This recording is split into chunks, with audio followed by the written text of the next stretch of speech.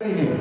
सती संसार में आसक्त व्यक्ति की प्रतिनिधि है। राम जी की कथा उनको मोह दे रही है और राम जी की जो लीला है शंकर जी को वैराग्य प्रदान कर रही, तभी तो उनको प्रणाम कर रहे, जैसे सच्चिदानंद कह रहे हैं।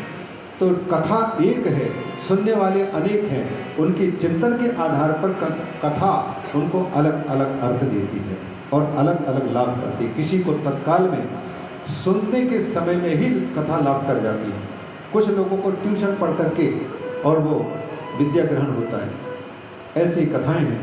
तो ये इस चरित्र को सुनाया है। इसके बाद फिर कुछ ही समय, कुछ दिन बीते थे, ब्रह्मा जी ने देखा कि दक्ष जैसा नाम है वैसा ही दक्ष है, कुशल है, लेकिन किस काम में कुशल है? ये कर्मकांड में कुशल है। क्रिया दक्षो दक्षा, कर्म करने में कुशल है और सब लोग कर्मकांडी लोग उनको बड़े प्रिय लगते हैं। तो इसलिए उनको ब्रह्मा जी ने सारे प्रजापतियों का मालिक बना दिया। प्रजापति मैंने प्रजा के मालिक, उनकी भी मुखिया बना दिया। अब जिसको मुखिया बना दिया जाता है तो उनके जीवन में किस प्रकार से बुराइयां आती हैं।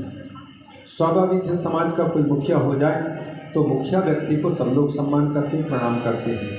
तो प्रणाम इसलिए कर रहे हैं कि वो कुछ कार्य किया है और उसको जान करके लोगों ने उनको मुखिया बनाया है, तो प्रणाम करते हैं। लेकिन मुखिया के अंदर में ये भावना आती जाती है कि धीरे धीरे कि मैं सारी दुनिया के लोगों का प्रणाम का पात्र हूँ। अतः कुछ दिन के बाद में उसके चित्त में ये भी भावना जागती है कि जो भी व्यक्ति देखे पहले सिर झुकाए, इसके बाद फिर मैं पूछूँ, कुशल छें पूछूँ और मैं भी बोलूँ। अपनी तरफ से स्वयं पहले प्रणाम करने की या कुछ बोलने की इच्छा उसकी हिम्मत नहीं होती। अभिमानी व्यक्ति पहले नहीं बोल पाएगा, पहले नहीं झुकेगा। लोग प्रणाम करते इसलिए हैं कि आप प्रणाम के पात्र और बने और उठें, लेकिन प्रणाम पाने वाला व्यक्ति सोचता है कि मैं दुनिया के प्रणाम का पात्र बन गया तो सब लोग हमको प्रणाम करना चाहिए, सबको प्रणाम करना चाहिए। कोई भी चीज़ प्राप्त होती है तो प्रजापति दक्ष को जब सबके सब लोग सम्मान देने लग गए तो जिस सभा में उपस्थित होते थे, और मानी व्यक्ति जब मान पाने का भूखा हो जाता है तो कब उपस्थित होता है? प्रायशः देखा जाता है कि बड़ा व्यक्ति समाज में जब पूरी भीड़ इकट्ठी हो जाती तब उपस्थित होता है, ताकि सबके सामने मैं दिखाई दूँ और वहाँ पहुँचूँ, हमारा नाम भी हो। ये भी भावना उनके चित्त में जागती है। दक्ष प्रजापति कहीं भी सम्मेलन होता था तो सबसे अंत में आते थे। अब उसी सम्मेलन में भगवान शंकर भी उपस्थित थे और दक्ष प्रजापति के पुत्री के पति ही। तो दक्ष प्रजापति तो उनको दामाद की दृष्टि से देख रहे हैं। ये भी भगवान की माया है कि भगवान स्वयं लीला करने वाले दामाद के रूप में दिख रहे हैं दक्ष प्रजापति के नज़रों से। भगवान के रूप नहीं दिखाई दे रहे हैं। तो वो दक्ष प्रजापति भी किस प्रकार से मोह में फंसते हैं, ये लीला उनकी चल रही थी। तो सभा में उपस्थित हुए दक्ष प्रजापति, भगवान भोलेनाथ तो बस पल पल में उनके समाधि लग जाती थी, भगवत चिंतन में डूबे रहते। ऐसे में उसी समय पर प्रजापति दक्ष उपस्थित हुए। ये बात श्रीमद् भागवत के अनुसार और यहाँ के अनुसार त्रिवेणी गंगा यमुना सरस्वती के संगम पर प्रजापति सम्मेलन जहाँ हुआ था, सब लोग आए। प्रजापति दक्ष के आने पर सब लोगों ने उठ करके उनका सम्मान किया, शास्त्रीय रीति का पालन किया। उठना चाहिए, उनका सम्मान देना चाहिए पूजनीय व्यक्ति के आने पर। तो प्रजापति दक्ष के आने पर 100 में से 99 लोगों ने उठ करके मान लो प्रणाम किया, लेकिन एक व्यक्ति जो स्वयं दामाद भी है, भगवान भोलेनाथ मस्ती के साथ में भगवत चिंतन में डूबे हुए थे। कौन व्यक्ति आया कि नहीं आया, कोई उठे कि नहीं उठे, वैसे बैठे रहे। तो 99 लोगों का किया हुआ प्रणाम धूल में मिल गया, उसकी कोई कीमत नहीं। और उनको लगा कि इस व्यक्ति ने हमारा अपमान किया है, इसको हमने अच्छा समझ करके पिताजी ब्रह्मा जी के कहने पर अपनी मृग शावाक्षी कन्या इनको समर्पित की है। और इस व्यक्ति ने जो शमशान घाट का भभूत लगाता है, सर्पों को लपेटता है, भूत प्रेतों के साथ रहता है। हमारी इच्छा तो नहीं थी, लेकिन हमारे पिताजी के कहने के अनुसार हमने अपनी कन्या दी। और जब मैं यहाँ आया तो सब लोगों ने उठ कर के मर्यादा का पालन किया। और मैं जब यहाँ आया तो ये बिल्कुल ढीठ व्यक्ति हमको देख करके उठा ही नहीं। यह हमको हमारा बहुत बड़ा अपमान किया है। शंकर जी ने तो अपमान नहीं किया, लेकिन मानी व्यक्ति ने अपना अपमान मान लिया। स्वाभाविक है, यहाँ कोई उपस्थित हो जाए तो आप तो उनका अपमान नहीं करेंगे, लेकिन उनको कोई पूछेगा जांचेगा नहीं तो मानी व्यक्ति को लग जाएगा, कहेगा देखो वहाँ गए लेकिन कोई कुछ ने हमको कोई पूछा था। हर व्यक्ति अपने पूछ के लिए चक्कर लगाना चाहता। तो प्रजापति दक्ष को गुस्सा आया और उन्होंने, यद्यपि प्रजापति हैं, अध्यक्ष को प्राय अंत में बोलने का अवसर आता है, पर सबसे पहले ही मंच से उठ करके प्रजापति दक्ष ने सारी सभा को सूचित करते हुए कहा कि सुनो, हम तो समझते थे कि यहाँ सभ्य लोग बैठे हैं, सभा में बैठना जानते हैं, उनको सभ्य बोलते हैं। और जिनको सभा में बैठना ना आए, मनमाने ढंग से किसी के सुख सुविधा का ख्याल किए बिना, किसी के डिस्टर्बेंस का ख्याल किए बिना मनचाहे हरकतें करने लग जाए, उसको असभ्य कहा जाता है। तो भगवान शंकर की ओर इशारा करते हुए दक्ष प्रजापति ने कहा कि सभा में सबको बैठते नहीं आता है। यहाँ पर ऐसे लोग भी हैं जो सभा में बैठना नहीं जानते थे। सब लोग एक दूसरे के मुख देखते थे, भैया हम लोगों से कौन असभ्य है। जब किसी को पता नहीं लग पा रहा था तो भगवान शंकर सामने जो बैठे हुए थे उनको कहा कि अयम तो असभ्य, ये मेरे सामने बैठा हुआ असभ्य व्यक्ति, जिसको जो मेरी पुत्री के पति बने हुए, इसने मर्यादा का उल्लंघन किया है। अब इनकी देखा देखी दूसरे लोग भी उसी प्रकार से करेंगे। तो यह असभ्य व्यक्ति यहाँ बैठा पड़ा हुआ है। नंदीश्वर प्रभु जी बैठे हुए थे चुपचाप, भगवान शंकर जी पर कोई शब्दों का कोई असर नहीं पड़ रहा था। आखिर में बहुत अपशब्द बोलने लग गए। अंत में दक्ष प्रजापति ने कहा कि ऐसे असभ्य का अब बाद में जहाँ कहीं भी सभा हो अथवा यज्ञ हो, उस यज्ञ भूमि पर हवन इनके नाम पर नहीं दिया जाए और सभा में इनको न बुलाया जाए। इस प्रकार से बहुत क्रोध में आकर के उनको डांटा फटकारा भी, अपशब्द भी कहा। शंकर भगवान कुछ नहीं बोले और उनके सीधे चले गए दक्ष प्रजापति। नंदीश्वर से अब रहा नहीं गया कि मेरे मालिक शंकर भगवान के प्रति इन्होंने बहुत कुछ कहा और सभा में बैठे हुए लोगों में से किसी ने भी मना नहीं किया। इसका मतलब है ये सबके सब उनके ही जैसे, उनके ही पक्षधर हैं। तो सीधे सभा में नंदीश्वर भगवान ने कहा कि सुनो, इस सभा में जितने लोग बैठ करके शिव जी की निंदा और शिव जी के प्रति दुर्वाद करने वाले प्रजापति दक्ष के मुख से वाक्यों को सुनकर के भी शांत रहे, इसका मतलब है आप सबके सब उनकी ओर से अपशब्द बोल रहे थे, अपमान कर रहे थे। यहाँ में से कोई भी व्यक्ति सुरक्षित नहीं रह पाएगा और सब लोग इसका दुष्परिणाम भोगेंगे। और नंदीश्वर ने उनको शाप देते हुए कहा, क्योंकि देवता भी उपस्थित थे और ऋषि भी उपस्थित थे, ब्राह्मण लोग, और सारे ब्राह्मणों को शाप देते हुए नंदीश्वर ने कहा कि तुम लोग केवल कर्म पर सीमित हुए हो, कर्मकांड पर सीमित हो। तुम कर्मकांड से ऊपर कोई ज्ञान है मुक्ति प्राप्त कराने वाला, वहाँ तक तुम्हारी पहुँच आज के बाद नहीं हो पाएगी। तुम केवल स्वर्ग तक ही दृष्टि रखोगे। यहाँ कर्म करो, स्वर्ग में खाली करो बाल्टी और फिर धरती में उतरो, बाल्टी भरो पुण्य की, और फिर स्वर्ग में जाओ। लोकांतर में भटकते रहोगे, लेकिन मुक्ति के भागी तुम लोग नहीं बन सकते हो। जब महाराज भृगु ने सुना ब्राह्मणों की ओर से, तो उन्होंने शंकर जी के भक्तों को भी शाप दे दिया, तुम लोग इसी प्रकार से घूमते भटकते फिरते रहोगे, न नहाना न धोना, कुछ नहीं। जब इस प्रकार से नंदीश्वर के और भृगु के दोनों के संवाद होने लग गया, तो भगवान शंकर को लगा कि यहाँ मामला कुछ गड़बड़ हो रहा। तो धीरे से उठे वहाँ से और नंदीश्वर से कहा कि चलना चाहिए, और वहाँ से चले गए। चले तो गए, लेकिन एक बीज बो गए वैमनस्य का। और प्रजापति दक्ष ने विचार किया कि इसने हमारा अपमान किया है, हमारा दामाद होते हुए, और हमने सभा में कह भी दिया कि आज के बाद कोई भी सभ्य सभा में इनको नहीं बुलाया जाए और न यज्ञ का भाग दिया जाए। सब लोग स्वीकार तो कर दिए, लेकिन जब तक हम स्वयं प्रारंभ नहीं करेंगे तब तक के लिए दूसरा देखा देखी करेगा नहीं। अतः हम ऐसी सभा आयोजित करें, ऐसे यज्ञ आयोजित करें जिस यज्ञ में इनको मैं जानबूझ करके नहीं बुलाऊंगा, बाकी को सबको बुलाऊंगा, ताकि लोगों को पता चलेगा कि जो नियम बनाया गया उसके अनुसार चलना चाहिए। तो उन्होंने ऐसा यज्ञ किया जिस यज्ञ का नाम था बृहस्पति यज्ञ। और उस यज्ञ में जो बुद्धिमान होगा, बृहस्पति की भांति ज्ञानी होगा, केवल उसी को बुलाया जाए और दूसरे को नहीं बुलाया जाएगा। तो बृहस्पति यज्ञ का आयोजन किया। उस यज्ञ में सारे लोगों को आमंत्रित किया प्रजापति दक्ष ने, लेकिन भगवान शंकर के पास में कोई आमंत्रण नहीं भेजा। यहाँ तक कि अपनी पुत्री सती को भी उन्होंने कोई पता तक नहीं बताया कि हम ये कर्म कर रहे हैं। अपने आप लोगों के माध्यम से उनको पता चल जाएगा कि हम मूर्ख हैं, इसलिए बृहस्पति यज्ञ में सम्मिलित होने का अवसर नहीं प्राप्त किया।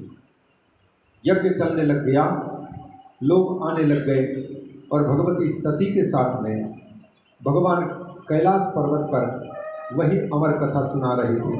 आकाश मंडल से विमानों से गुजरते हुए चंद्रमा आदि अपने अपनी पत्नियों को लेकर के जा रहे थे, चर्चा कर रहे थे कि कनखल में बहुत अच्छा यज्ञ आयोजित किया गया है और उस यज्ञ में प्रजापति दक्ष धनाढ्य हैं, सबका मान सम्मान सत्कार करेंगे और करते ही हैं। और ऐसे वापस लौट कर के जाने वाले लोग भी उनकी प्रशंसा कर रहे थे।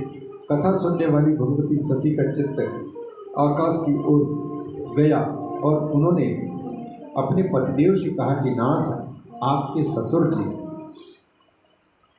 आपके ससुराल में बहुत बड़ा यज्ञ किए हैं। ये आकाश मंडल से विमानों में चढ़ कर के जाने वाले और वापस लौट कर के जा रहे हैं, वो सब चर्चा कर रहे हैं, आप ध्यान दे करके सुनो।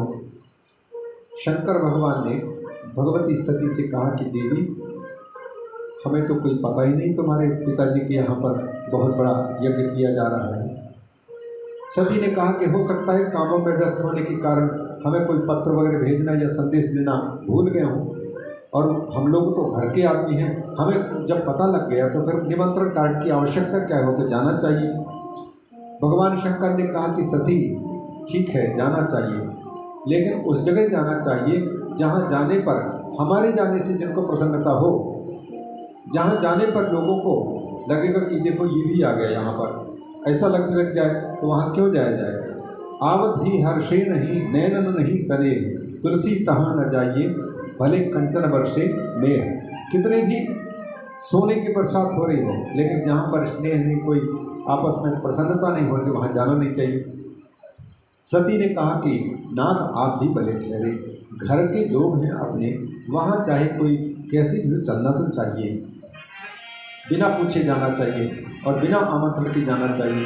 पर भगवान शंकर जानते थे, उन्होंने कहा कि सती, तुम्हारी यदि बहुत इच्छा हो तो तुम्हारे लिए हम छूट दे सकते हैं, लेकिन हमको वहाँ ले जाने की कोशिश मत करना, क्योंकि ये यज्ञ नहीं, यज्ञ का दिखावा चलने वाला है। बोले यज्ञ का दिखावा कैसे? बोले कि तुम्हारे पिता तीर्थराज प्रयाग में हमसे अपमानित मानते हैं, जबकि हमने उनका अपमान नहीं किया है। जिसका केवल इस चमड़ी पर ही देहात्म बुद्धि है, और देहात्म बुद्धि मतलब देह में ही आत्मा समझने वाले, इसी को सर्वस्व समझने वाले, तो इसको सजाते हैं, इसको प्रणाम चाहिए, इसको सब कुछ चाहिए, मान सम्मान चाहिए, लेकिन मूल तत्व पर तुम्हारे पिता की दृष्टि नहीं। हम तो वहाँ पर बैठे थे और तुम्हारे पिता उस सभा में उपस्थित हुए, सब लोगों ने प्रणाम किया और हम अपने ध्यान में बैठे हुए थे, चिंतन में बैठे हुए थे, तुम्हारे पिता के आने का हमें भान नहीं हुआ, और उसको उन्होंने समझ लिया कि इसने हमारा अपमान किया है। इसलिए इस अपमान का बदला लेने के लिए वो बृहस्पति यज्ञ कर रहे हैं, ताकि अपमानित करना चाहते हैं। इसलिए तो सती ने कहा कि जब सब लोग प्रणाम कर रहे थे उठ करके, तो आपको भी तो उठ करके प्रणाम कर लेने में क्या दिक्कत थी। तो बड़ी सुंदर बात कहते हैं, देखो देवी, प्रणाम किसको किया जाता है? प्रणाम करने वालों से आपने पूछा कभी? बोले आप बताओ। बोले प्रणाम किसके कारण होता है? जो शरीर में विद्यमान है चेतन तत्व, उसके रहते तक ही उसी को प्रणाम किया जाता है।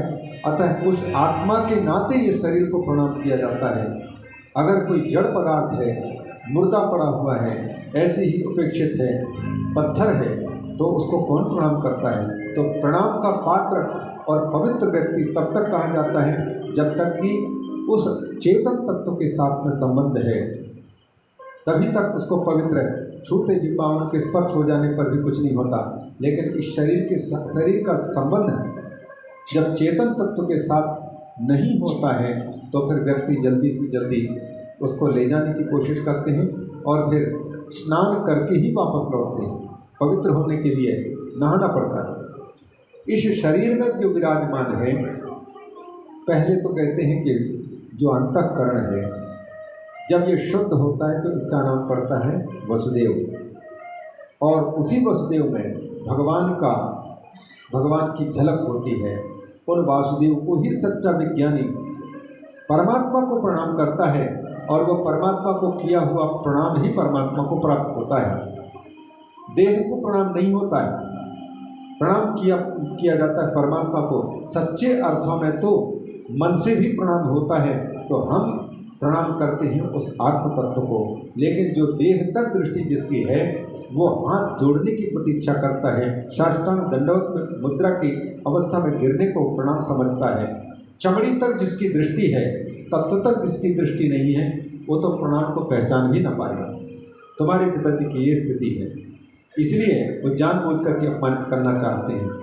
तो तुम जाओगी अगर तो तुम्हारे लिए छूट है, तो लेकिन याद रखना, क्योंकि तुम्हारा संबंध मेरे साथ में है, इसलिए मेरे अपमान के बदले वो तुम्हारा अपमान करेंगे। तुम जो चाहोगी कि वहाँ तुम्हारा मान सम्मान होगा, वो नहीं होगा, क्योंकि तुम्हारा मेरे साथ संबंध है। मुझसे जो द्वेष करने वाला है, तो मुझसे प्रेम रखने वाले के साथ में भी उसका द्वेष होगा।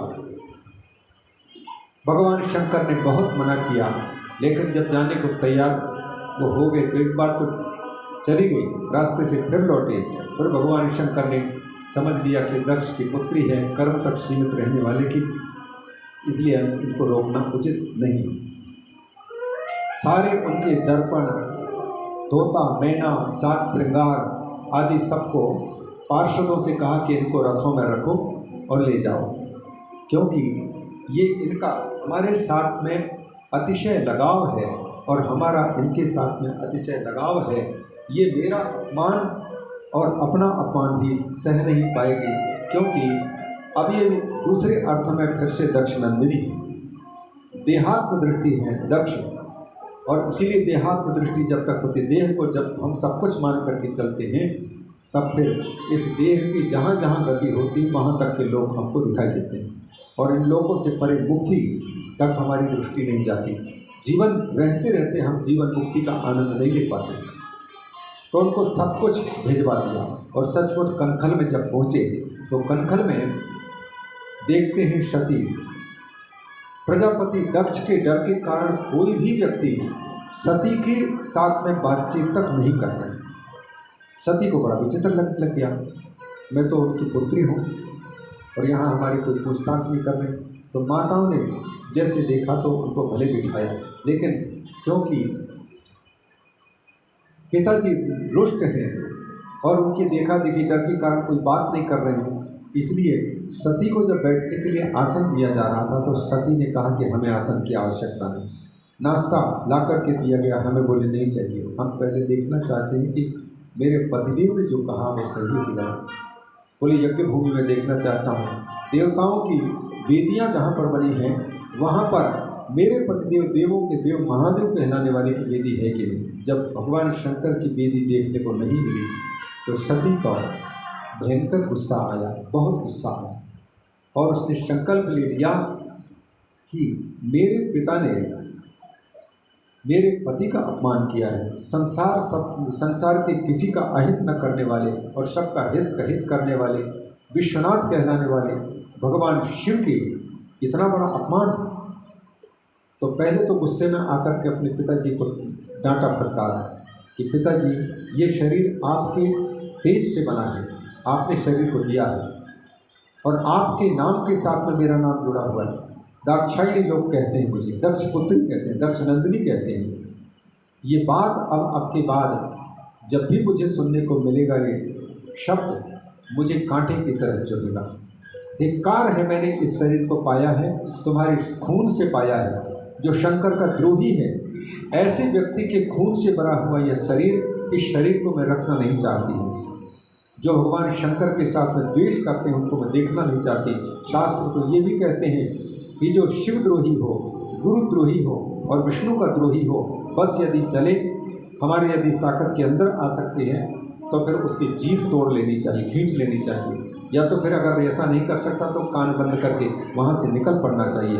लेकिन आपने मेरे पतिदेव विश्वनाथ के साथ में द्वेष करके उनका अपमान किया है, उनको छोटा समझा है, यह उचित नहीं किया। मैं आपके सामने अब इस शरीर को रखना पसंद नहीं करूँगी। क्यों? क्योंकि जब तक ये शरीर रहेगा तब तक मुझे ये दक्ष नंदिनी नाम कह करके आपके नाम को सुना सुना करके मेरे कानों में बाण की तरह चुभाएंगे। वहीं पर बहुत भला बुरा कह करके भगवती सती ने यज्ञ भूमि में उत्तर की ओर मुख करके कनखल में एक संत बड़ी सुंदर बात कहते थे कि जब से भगवान शंकर के साथ में दक्ष का विरोध हुआ तो उस समय उसको तो खल तो कहा ही गया। ये खल है, क्योंकि शंकर भगवान के साथ में द्वेष करने वाला वो खल के अतिरिक्त कोई दूसरा नहीं हो सकता है। और उनकी संगति में रहने वाले सबके सब वैसे ही जब करने लग गए, शंकर से द्वेष करने लग गए, तो फिर पूछताछ हुई यहाँ भैया इनमें से कौन खल नहीं है, कौन खला, कौन खला, कौन खला, कौन खल नहीं, कौन में खल नहीं। तो धीरे धीरे कोना खला कहते कहते कौन खला, कनखल नाम पड़ गया। ऐसा बड़ी सुंदर ढंग से संगति लगा, वो सबके सब खल। सती ने उत्तर की ओर मुख करके अपनी शक्ति को, स्वरूप को स्मरण किया। कुंडली शक्ति को मूलाधार चक्र से और कुंडली सोई शक्ति को बहुत ऊपर किया, स्वाधिष्ठान चक्र में, नाभि चक्र के पहले, फिर मणिपूरक चक्र नाभि में लाया, फिर वक्षस्थल में अनाहत चक्र में ला करके स्थापित किया, फिर विशुद्धि चक्र में स्थापित किया, फिर आज्ञा चक्र में, फिर सहस्रार रंध्र में कुंडली शक्ति को स्मरण करके और अपने पतिदेव का स्मरण करते हुए कि नाथ जन्म जन्म लग रगर हमारी, बरम शंभु न तरह कुमारी। और जो शिव जी से द्वेष करें उनके साथ में हमारा कभी संबंध ना हो। मैं आपके साथ में शिव जी प्रभु, आपके द्वेषी ने आपसे द्वेष किया, इस कारण से मैं उनकी पुत्री बन करके और आपकी पत्नी बन करके रहूं, मुझे ये सहन नहीं हो रहा है।